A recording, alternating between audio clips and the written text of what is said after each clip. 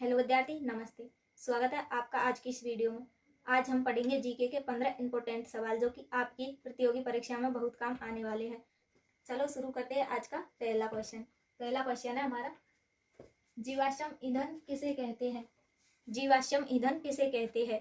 A option है हमारा ताजे पौधे, बी ऑप्शन है पशुओं का दूध, सी ऑप्शन है कोयला, पेट्रोल, डीजल, डी ऑप्शन है पानी। तो इसका राइट आंसर क्या हो जाएगा? कमेंट में बताना इसका राइट आंसर क्या हो जाएगा।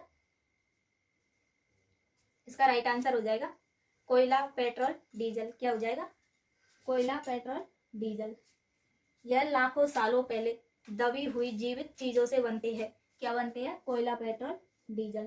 ठीक है, अगला सवाल है हमारा, पृथ्वी पर सबसे कठोर पदार्थ कौन सा है? पृथ्वी पर सबसे कठोर पदार्थ कौन सा है?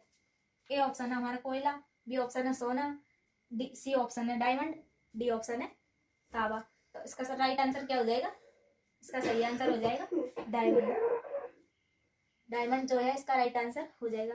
डायमंड से लोहे को, कांच को आसानी से काट सकते हैं। किससे? डायमंड से।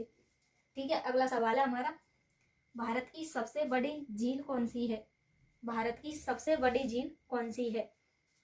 ए ऑप्शन है हमारा वुलर झील, बी ऑप्शन है चिल्का झील, सी ऑप्शन है लोकटरक झील, डी ऑप्शन है पुलकट झील। तो इसका राइट आंसर क्या हो जाएगा? इसका सही आंसर हो जाएगा चिल्का झील। यह ओडिशा में स्थित है और खारे पानी की सबसे बड़ी झील है। कहाँ पर? ओडिशा में। कौन सी? चिल्का झील। ठीक है, अगला सवाल है हमारा, किस विटामिन की कमी से रात का अंधापन होता है? किस विटामिन की कमी से रात का अंधापन होता है? ए ऑप्शन है हमारा विटामिन ए, बी ऑप्शन है विटामिन सी, सी ऑप्शन है विटामिन के, डी ऑप्शन है विटामिन डी। तो इसका राइट आंसर क्या हो जाएगा? कमेंट में बताना इसका राइट आंसर क्या हो जाएगा। इसका राइट आंसर हो जाएगा विटामिन ए। क्या हो जाएगा? Vitamin A. और आपको फायदे के लिए बता दूं कि किस चीज में विटामिन ए भरपूर मात्रा में होता है। यह विटामिन ए गाजर में भरपूर मात्रा में होता है। अगला सवाल है हमारा, किस धातु को पेंसिल की धातु कहा जाता है? किस धातु को पेंसिल की धातु कहा जाता है? ग्रेफाइट, एल्यूमिनियम, सोना, तांबा। इसका राइट आंसर क्या हो जाएगा? इसका सही आंसर हो जाएगा ग्रेफाइट। क्या हो जाएगा? ग्रेफाइट। पेंसिल की बिन, किसकी? पेंसिल की बिन ग्रेफाइट की बनी होती है, ना कि लेड की। ठीक है, अगला सवाल है हमारा, भूकंप मापने वाला यंत्र कौन सा है? भूकंप मापने वाला यंत्र कौन सा है? ए ऑप्शन है बैरोमीटर, बी ऑप्शन है थर्मामीटर, सी ऑप्शन है स्फोग्राफ, डी ऑप्शन है हाइड्रोमीटर। तो इसका राइट आंसर क्या हो जाएगा? कमेंट में बताना इसका राइट आंसर क्या हो जाएगा। इसका राइट आंसर हो जाएगा स्मोग्राफ। क्या हो जाएगा? स्मोग्राफ। इससे यह पता चलता है कि भूकंप कितनी तीव्रता से आया था। किससे? स्मोग्राफ से।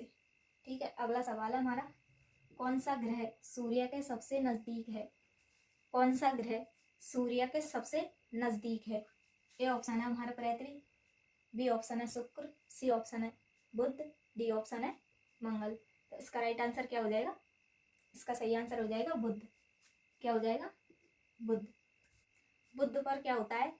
बुध पर तापमान सबसे तेज बदलता है और इस पर वातावरण नहीं होता है। ठीक है, अगला सवाल है हमारा, नीलकंठ पक्षी किस राज्य में दिवाली के समय दिखता है?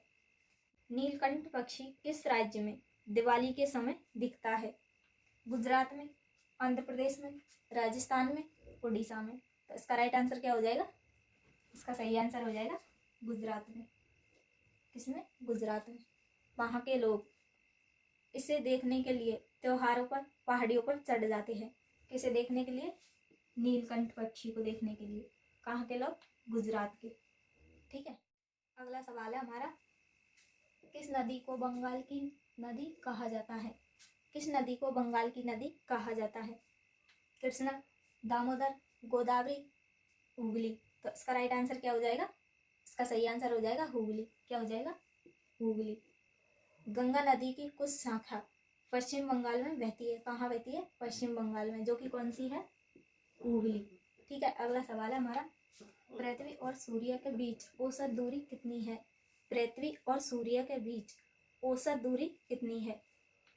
5 करोड़ किमी, 9 करोड़ किमी, 15 करोड़ किमी, 1 करोड़ किमी।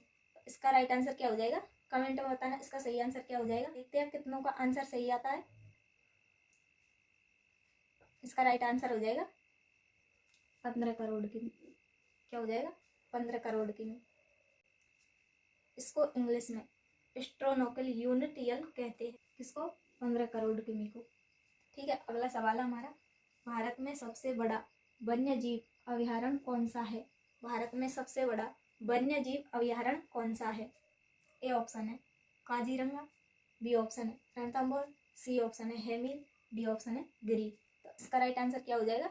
इसका सही आंसर हो जाएगा हेमिल। क्या हो जाएगा? हेमिस। यह हिम तेंदुआ बड़ी संख्या में मिलता है। क्या मिलता है? हिम तेंदुआ। किसमें? बड़ी संख्या में। ठीक है, अगला सवाल है हमारा, भारत में सबसे अधिक गेहूं कहाँ होता है? भारत में सबसे अधिक गेहूं कहाँ होता है? ए ऑप्शन है पंजाब, बी ऑप्शन है बिहार, सी ऑप्शन है असम, डी ऑप्शन है गुजरात। इसका राइट आंसर हो जाएगा पंजाब। क्या हो जाएगा? पंजाब। सिंचाई और उपजाऊ मिट्टी के कारण यहाँ की पैदावार बहुत होती है। कहाँ की? पंजाब की। ठीक है, अगला सवाल है हमारा, पृथ्वी पर मौसम बदलने का कारण क्या है?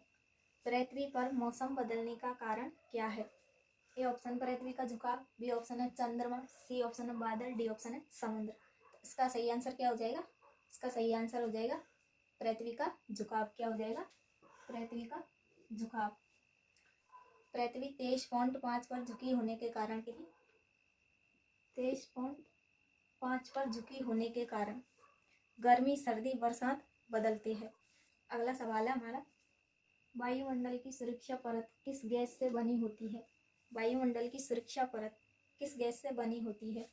ए ऑप्शन है हाइड्रोजन, बी ऑप्शन है ऑक्सीजन, सी ऑप्शन है ओजोन, डी ऑप्शन है हीलियम। तो इसका राइट आंसर क्या हो जाएगा? इसका सही आंसर हो जाएगा ओजोन। ओजोन इसका राइट आंसर हो जाएगा। यह सूरज की हानिकारक किरणों को रोकती है। कौन सी? ओजोन। किसको रोकती है? सूरज की हानिकारक किरणों को रोकती है। ठीक है, अगला सवाल है, भारत का सबसे पुराना तेल क्षेत्र कौन सा है? भारत का सबसे पुराना तेल क्षेत्र कौन सा है?